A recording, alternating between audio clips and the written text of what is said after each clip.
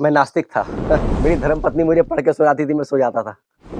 फिर हमारा मंदिर भी पूरा एक सुपर बाज़ार जैसा था और जो हम आत्मा नहीं, हम शरीर हैं। तो गुरु महाराज बोले, "कौन-सा गुरुकुल? आप अपना गुरुकुल खोलिए ना।" कैसे संभव होगा? ये तो बहुत गुरु महाराज ने असंभव सी बात कह दी है। बाहर लोग लोग जॉब नहीं करना चाहते हैं, वो थक जाते हैं, लेकिन ना चाहते हुए भी उन्हें जॉब करना पड़ता है। जी। ना चाहते हुए भी उन्हें बॉस की सिगरेट का धुआँ पीना पड़ता है, क्योंकि उनके पास शहर में ऐसा कोई समाधान नहीं है कि जो इसका विकल्प हो सके। लोगों को विश्वास नहीं था कि ये समाज जो अवंती आश्रम है, ये बिना बिजली के भी कोई एक ऐसा आश्रम होगा, वो चल पाएगा।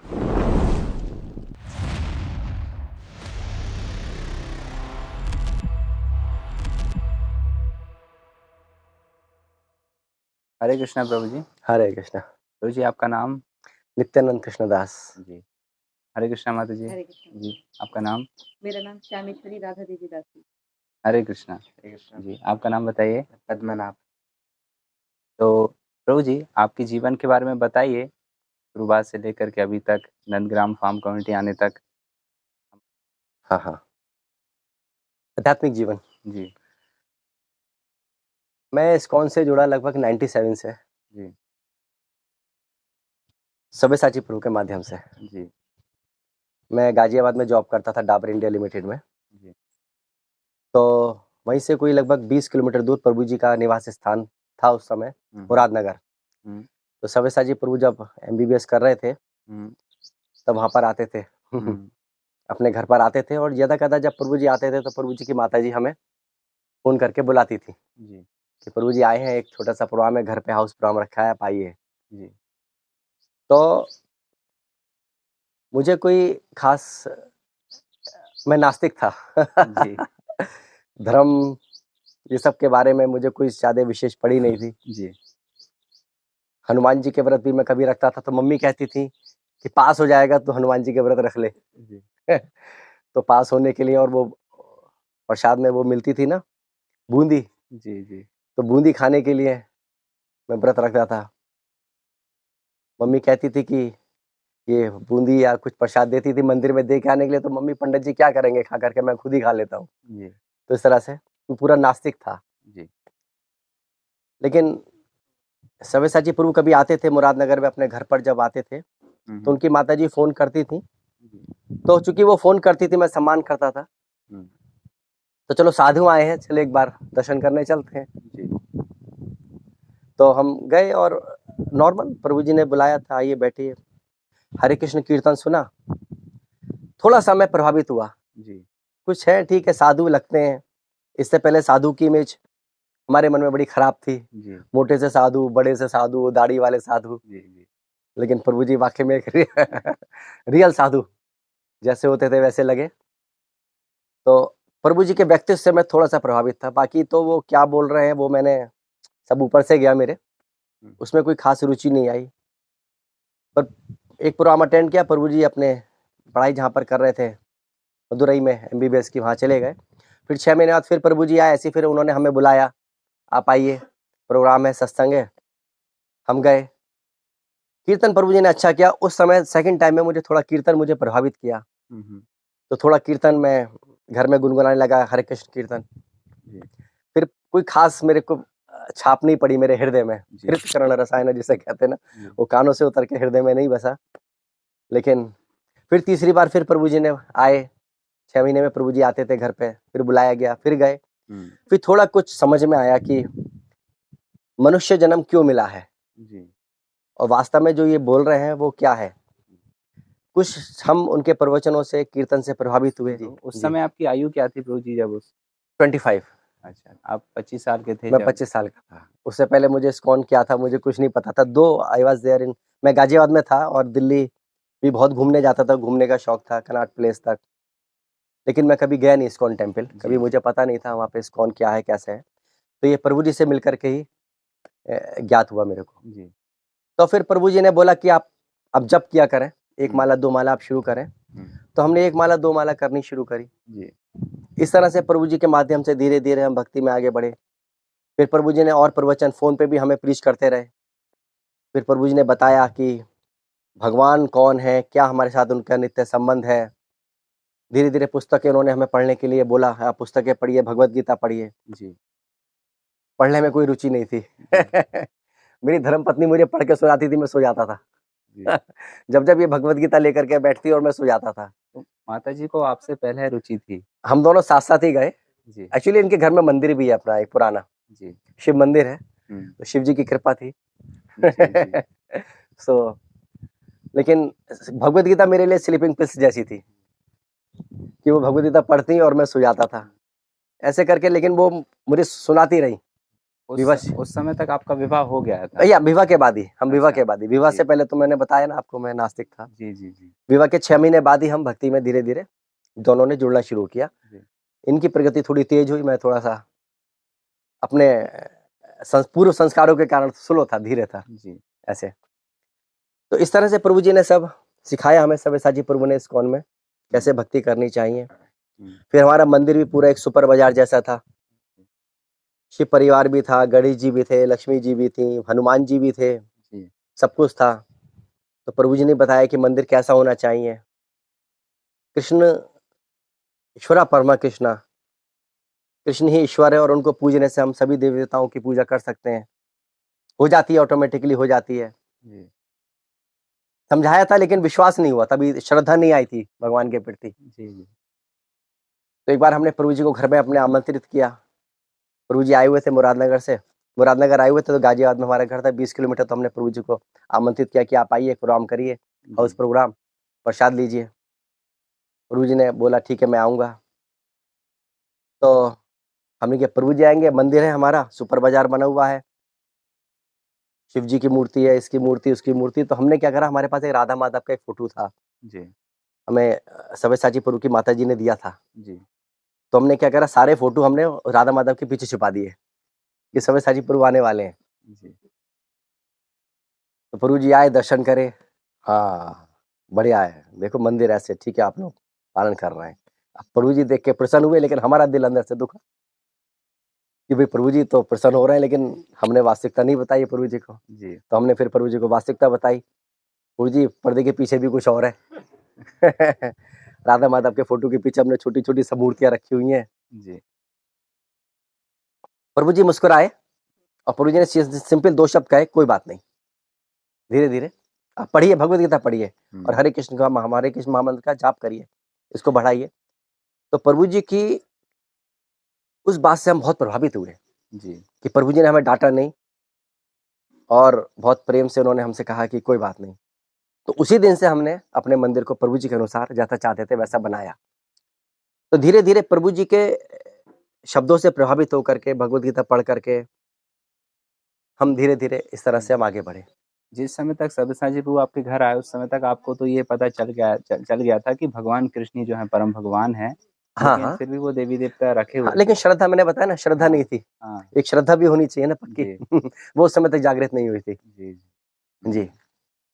लेकिन आपने सुन लिया था सुन लिया था, थ्योरेटिकली। सुना था। अभी हाँ। सुना है कि ये ऐसे-ऐसे है, लेकिन पक्का विश्वास भी उसमें होना चाहिए, हुँ। तब हम धीरे-धीरे प्रगति करते हैं। लेकिन उस समय तक ऐसा नहीं था। लेकिन हाँ, प्रभु जी की उपस्थिति जो हुई वहाँ पर हमारे घर में, वो एक बहुत बड़ा परिवर्तन था हमारे जीवन में। जी। साधु संग जी। प्रभु जी आए और वो सब हमें सिखाए। तो इस तरह से धीरे-धीरे फिर 16 माला पर पे आए, 4 नियम का पालन करने लगे। जी। परम पूजनीय भक्ति विकास स्वामी महाराज उस समय दिल्ली में केशवंत प्रभु के पास आते थे। हुँ। तो जब वहाँ पर गुरु महाराज आने वाले थे तो केशवंत प्रभु ने हमें आमंत्रित किया कि आप आइए, महाराज आने वाले हैं। सव्यसाची प्रभु ने भी बताया था कि आप वहाँ पर महाराज आते हैं, आप वहाँ पर जाया करें, केशवंत प्रभु के प्रोग्राम में आप जाया करें। तो हम वहाँ जाते थे। तो प्रभु जी का जब फ़ोन आया केशवंत प्रभु का कि गुरु महाराज का एक प्रोग्राम है, तो महाराज, गुरु महाराज मतलब हमारे लिए इमेज मन में अलग ही थी। हुँ। मोटे से होंगे, तौन बहार होगी। महाराज मतलब यूपी में, और महाराज का मतलब कुछ और ही होता है। तो मैंने कभी गुरु महाराज को ऐसे देखा नहीं था, दर्शन नहीं किए थे, ना कोई ऐसी पक्की इमेज मेरे दिमाग में थी। हुँ।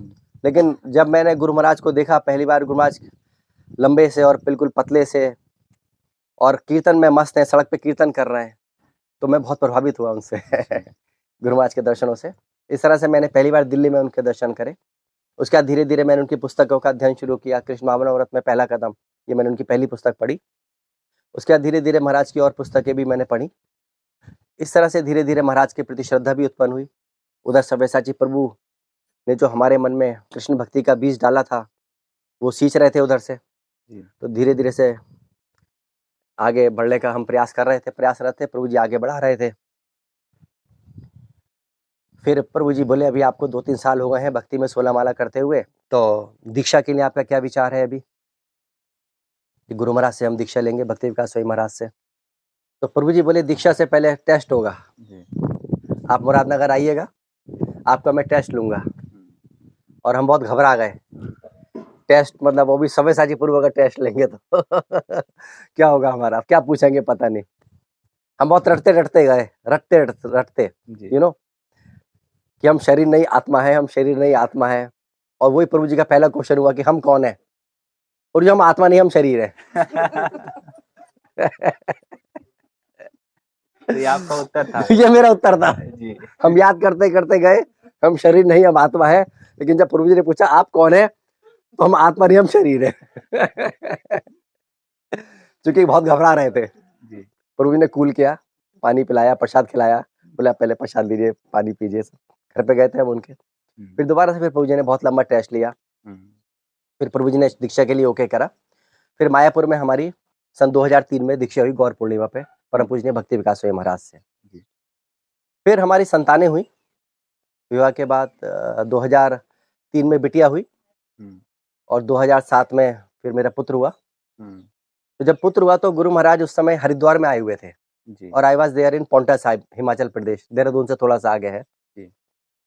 मैं वहां पर था उस समय। तो मैं गुरु महाराज से पूछने गया, गुरु महाराज भी पुत्र मेरा 1 साल का हो गया है, लेकिन मैं अपने विचार में, दिमाग में ये विचार है मेरे कि इसको मुझे स्कूल नहीं भेजना है।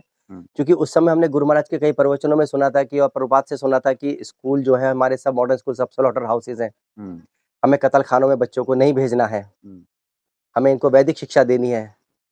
तो हमने गुरु महाराज से पूछा, गुरु महाराज मैं इसको कौन से गुरुकुल में डालूं? मेरी इच्छा है, मैं इसको आपकी शिक्षाओं के अनुसार मैं इसको गुरुकुल में डालना चाहता हूँ। तो मैं इसको कहाँ पर मैं इसको शिक्षा दूं, कौन से गुरुकुल में इसको शिक्षा दूं?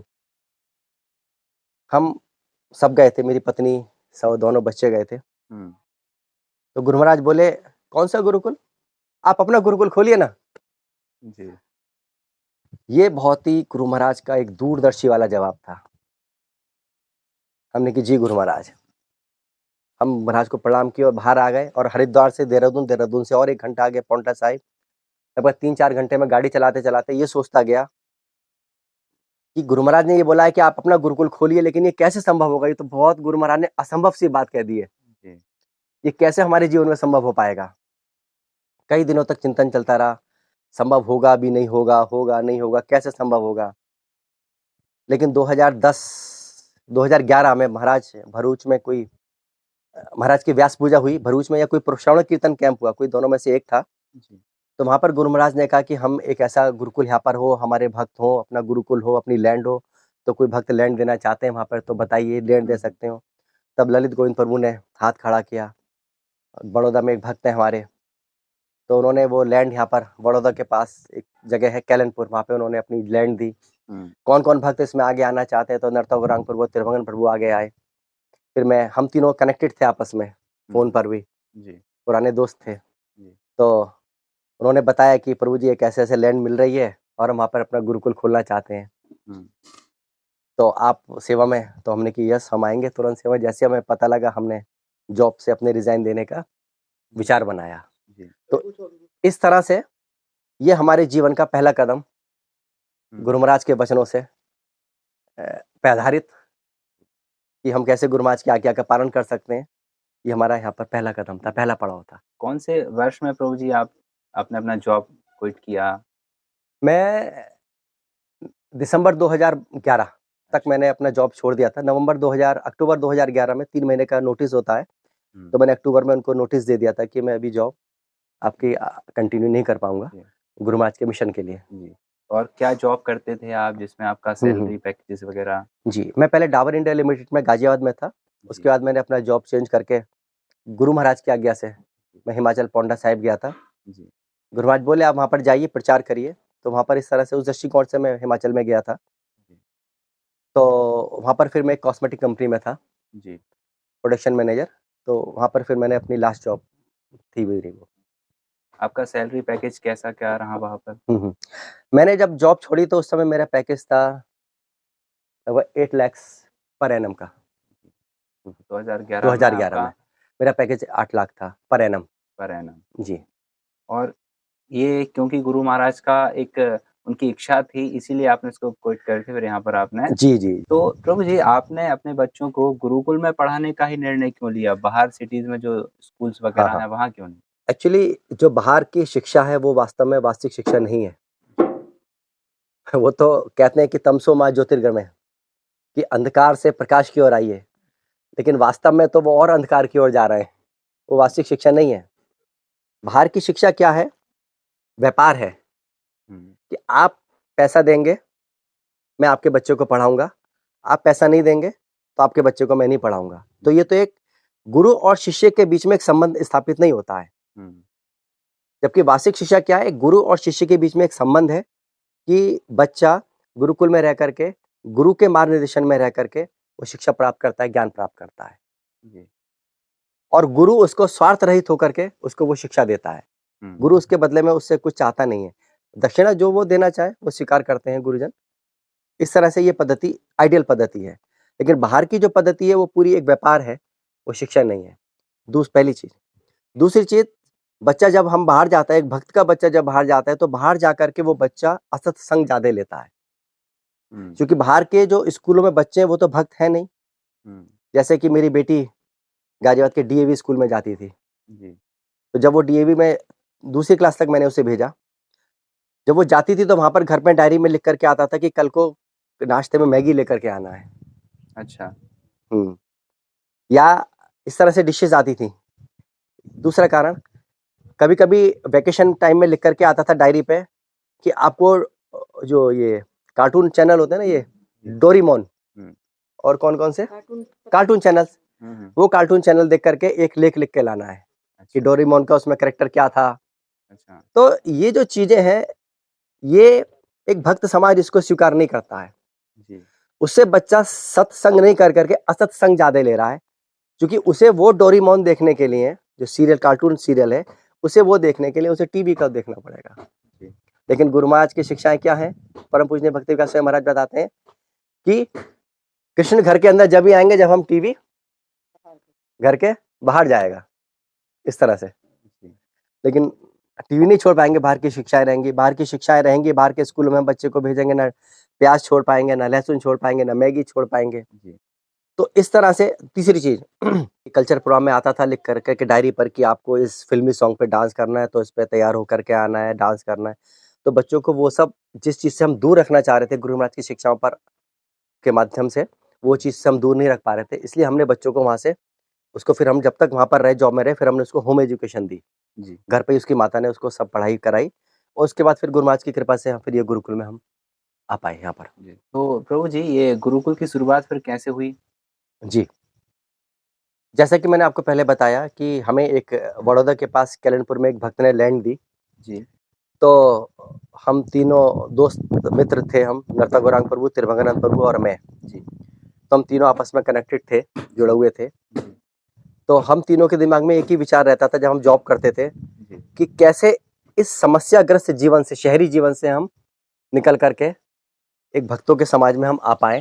जी, यहाँ पर रह कर के हम भगवान की सेवा कर सकें और फिर प्रपात के मिशन को हम इस मिशन को, वर्णाश्रम मिशन को आगे बढ़ा सकें। जी, तो जब हमें लैंड मिली, तो उसपे हमने फिर सव्यसाची प्रभु हमारे मार्ग निर्देशक थे उस समय, जी, अभी भी हैं। तो उन्होंने बताया कि यहाँ पर आप एक गुरुकुल खोलिए पहले हुँ, और भक्तों का एक समाज, भक्त आए यहाँ पर रहे, वर्णाश्रम। इसमें रहकर इसमें जो भक्त आएँगे उनकी रुचि के अनुसार वो अपने कार्य कर सकें। अगर उनकी रुचि खेती करने में तो वो खेती कर सकें, पढ़ाने में तो वो पढ़ा सकें। इस तरह से अलग-अलग वर्ण में स्थित होकर के भक्त लोग वहाँ पर रह कर के अपने कार्य कर सकें। जी, इस तरह से ये गुरुकुल की यहाँ पर शुरुआत हुई। तो हमने और मैंने और नर्तक गौरांग प्रभु हम 2 भक्त थे, जो शुरू में जिन्होंने गुरुकुल का इसका शुरुआत करी। जी, तो हम दोनों ने मिलकर के ये गुरुकुल आगे बढ़ाया। शुरू में बच्चे हमारे बच्चे थे। मेरा बेटा था पद्मनाभ उस समय 4 साल का था, 5 साल का था उस समय। नर्तक नर्तक गौरांग प्रभु का पुत्र मुकुंदा वो भी 5-6 साल के थे उस समय वो भी। इस तरह से 2-3 बच्चे और शहर से आए, रक्षा का एक बच्चा आया। जी, इस तरह से 2-3 बच्चे और धीरे-धीरे बढ़ने लगे। इस तरह से वो गुरुकुल की शुरुआत हुई और भक्तों को भी एक मैसेज पहुँचा कि वास्तव में बाहर की शिक्षाओं जो कि अशिक्षा है, उसका भी एक समाधान है गुरुकुल, जहाँ पर ये एक अभी स्थापित हो चुका है। तो इस तरह से लोगों को जब इसका प्रचार हुआ गुरुकुल का, तब उन्होंने अपने धीरे-धीरे बच्चे वहाँ से हटा करके गुरुकुल में डालने शुरू किए। इस तरह से गुरुकुल की स्थापना हुई और इसका नाम अवंती गुरुकुल डाला गया। गुरु महाराज ने बोला इसका नाम अवंती गुरुकुल होना चाहिए। तो इस तरह से अवंती गुरुकुल की स्थापना हुई। तो क्या अवंती गुरुकुल या अवंती आश्रम? हाँ, हाँ। अवंती उस समय जब आश्रम हमारा बड़ौदा के पास था, वहाँ लैंड हमारे पास छोटी थी बहुत। अवंती आश्रम। अवंती आश्रम। जी। अवंती गुरुकुल अवंती आश्रम का एक पार्ट था। अच्छा। अवंती आश्रम पूरे एक आश्रम, हाँ। जहाँ पर खेती भी है, मंदिर भी है, गुरुकुल भी है। और वो कहीं और था? वो कहीं बड़ौदा के पास था पहले हमारा, जी। कैलनपुर एक जगह पर। जी। वहाँ पे लैंड बहुत छोटी थी, परिवार बढ़ने लगे थे। जी। मैं और नरतव रामपुर गुरुकुल में सेवा देते थे, तिरभगन वो खेती करते थे। जी। इस तरह से और भक्त भी आ रहे थे, तो खेती के लिए भी लैंड चाहिए थी। हुँ। फिर समाज को और हमें भी लोगों को विश्वास नहीं था कि ये समाज जो अवंती आश्रम है, ये बिना बिजली के भी कोई एक ऐसा आश्रम होगा, वो चल पाएगा। जी, जी। बहुत ही कठिन लगता है सोचने में बिना बिजली के जी। और छोटे बच्चों के साथ, परिवार जी। के साथ। तो ऐसा भक्तों को और अपने भक्तों को भी और समाज को, बाहर के समाज को ऐसा विश्वास नहीं था कि आश्रम चल पाएगा। इसलिए एक जब ये मॉडल हमारा 3 साल चल गया, तब हमने फिर देखा भगवान की कृपा से सफल हो रहा है। प्रभुपाद की शिक्षाएं पे हम जो चल रहे हैं, सव्यसाची प्रभु हमें लेकर के चल रहे हैं, वो सफल हो रहा है। तब फिर हमने एक बड़ी लैंड 32 एकड़ लैंड ली यहाँ पर हमने, और फिर हम लोग यहाँ पर शिफ्ट हुए और गुरु महाराज ने इस आश्रम को नाम दिया नंदग्राम। नंदग्राम। तो यहाँ पर अभी 22 परिवार यहाँ पर रहते हैं और एक गुरुकुल भी है। गुरुकुल का नाम अभी भी अवंती गुरुकुल ही है। जी। और 22 परिवार अलग-अलग वर्णों में रह करके अपना कार्य नियत कर्तव्य करते हैं। जी। यहाँ पर कुछ ब्राह्मण हैं, कुछ वैश्य हैं, कुछ भक्त कंस्ट्रक्शन में सेवा देते हैं। इस तरह से कुछ पाचक हैं, कुछ पुजारी हैं। इस तरह से जो भक्त की जिस तरह से रुचि है, वो उस रुचि के अनुसार, अपनी रुचि के अनुसार कार्य करता है और भगवान की सेवा करता है और वो सुखी है। जी। और भविष्य में अभी हम आने वाले समय में और क्या-क्या यहाँ पर देखने वाले हैं कि और यहाँ पर क्या-क्या होने वाला है?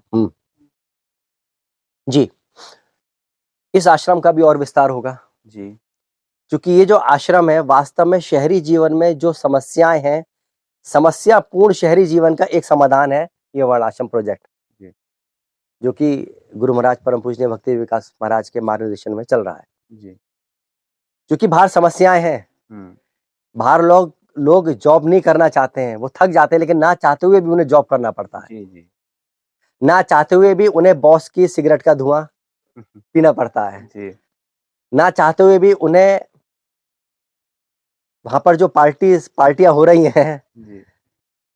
वहाँ पर शराब के गिलास देखने पड़ते हैं, भले ही वो ना पीते हों। जी। लेकिन ऐसे लोगों का संग उन्हें करना पड़ता है, ना चाहते हुए भी। क्योंकि उनके पास शहर में ऐसा कोई समाधान नहीं है कि जो इसका विकल्प हो सके।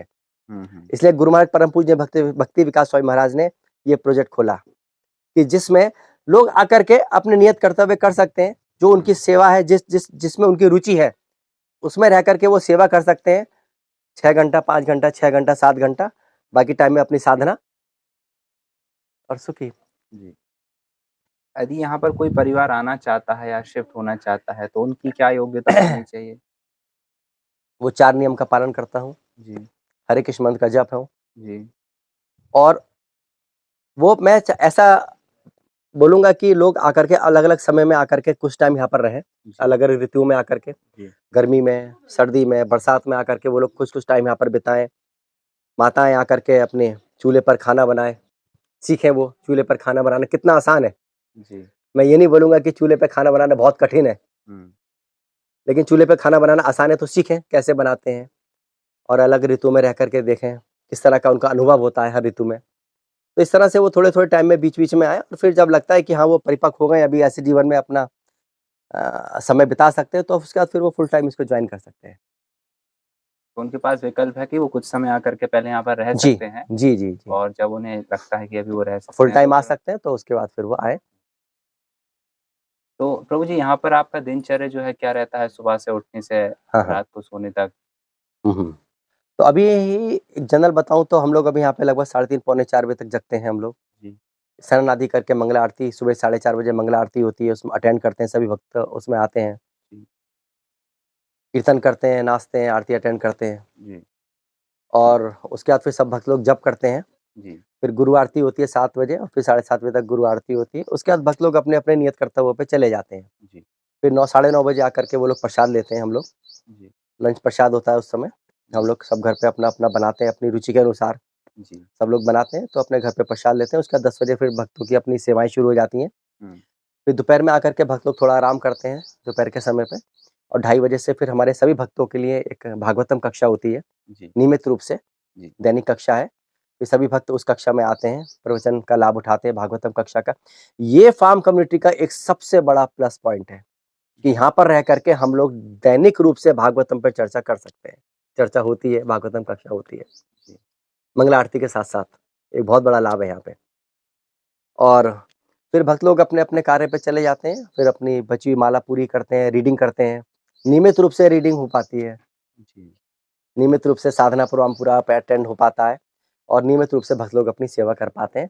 रात को भी यहाँ पर 7 बजे संध्या आरती होती है, 7:30 बजे हमारा कथा होती है। हुँ। चैतन्य भागवत पे, चैतन्य चरितामृत पे आत्मा पर हमारे भक्त हैं वो कथा लेते हैं, अन्य भक्त भी कथा लेते हैं।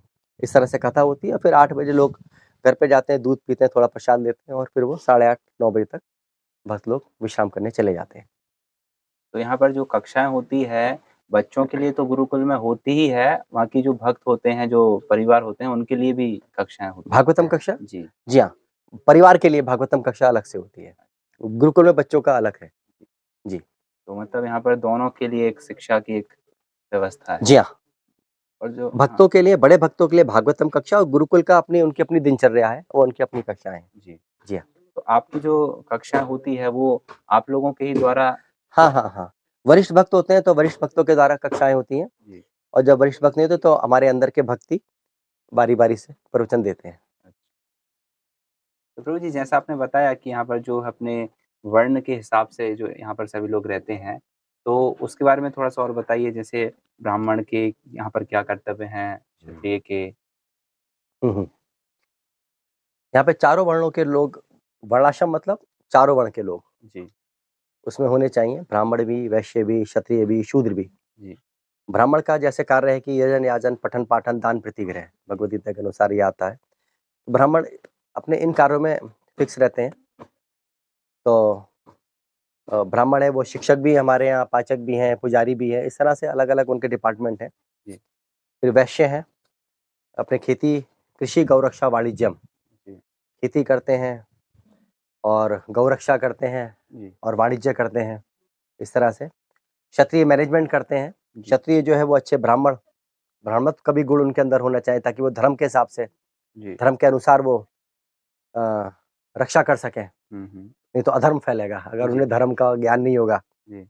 इस तरह शूद्र, शूद्र के कार्य हैं कंस्ट्रक्शन करना, कपड़ा बनाना, लोहार, कुम्हार, ये सब शूद्र कैटेगरी में आते हैं। जी।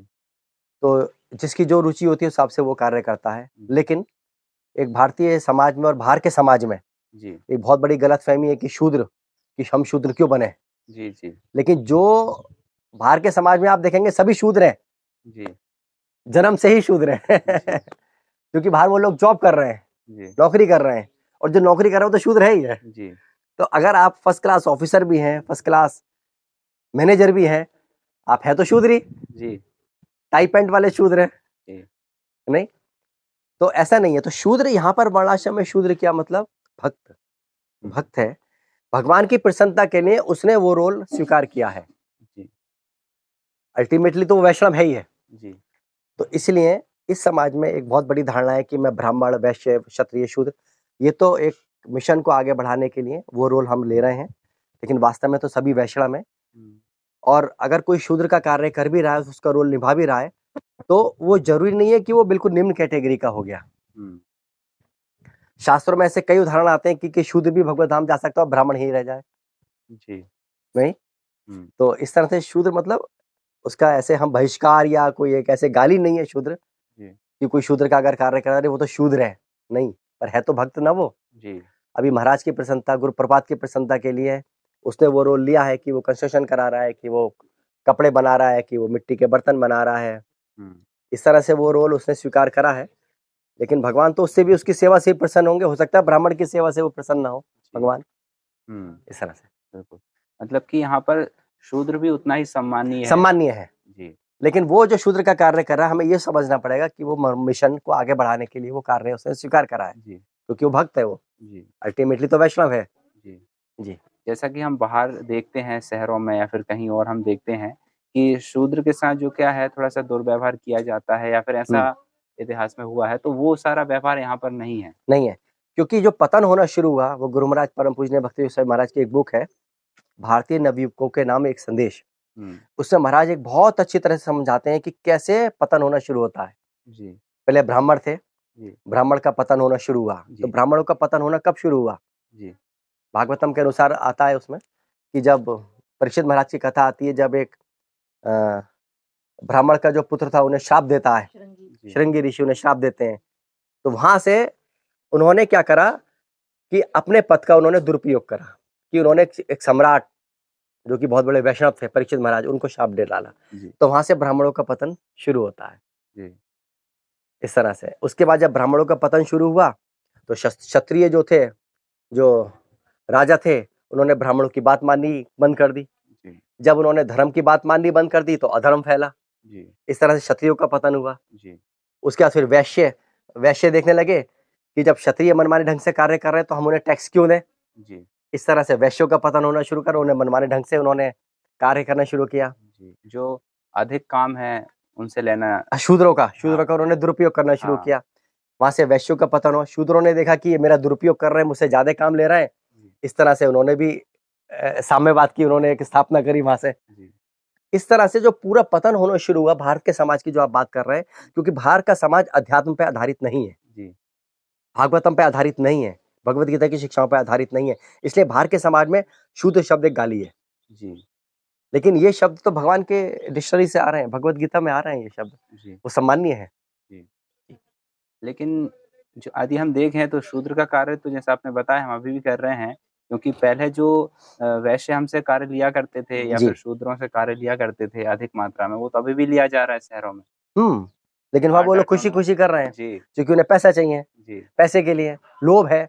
बाहर के समाज में लोभ बहुत है, ग्रीड है, लालच है, जी, और पैसा और पैसा और पैसा, चाहे उसके लिए वो निचुड़ सकते हैं। जी, जैसे कि हम देखते हैं मुंबई, बड़े बड़े मेट्रो सिटी, चेन्नई, दिल्ली में लोग सुबह 6 बजे निकल जाते हैं, रात को 10 बजे आते हैं। जी, पैसे के लिए काम कर रहे हैं, निचोड़ रहे हैं, वो अपने आप को और ज्यादा निचोड़ना चाहते हैं, जी, लेकिन पैसा चाहिए। लेकिन ये समाज क्या है, वर्णाश्रम समाज जो है, पैसे पर आधारित नहीं है, हुँ, पैसा नहीं है, लोभ नहीं है, इसलिए लालच नहीं है। आपकी दैनिक आप काम करिए, सादा जीवन सादा जीवन है, आप कार्य करिए, आपको कुछ चाहिए। पहले के समय आता था आपको, आप अच्छा मुझे एक शूद्र से नाई से बाल कटवाने, तो मैं आज वैश्य हूँ, तो मैं थोड़ा सा अन्न दूंगा और वो मेरे बाल काटेगा।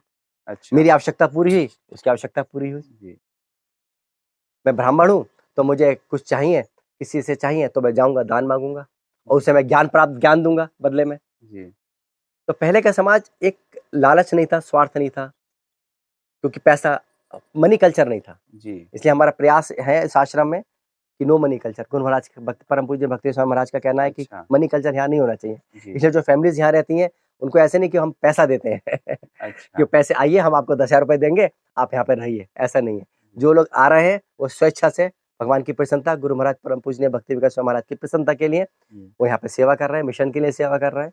जी, नो मनी कल्चर। चलिए बहुत अच्छा।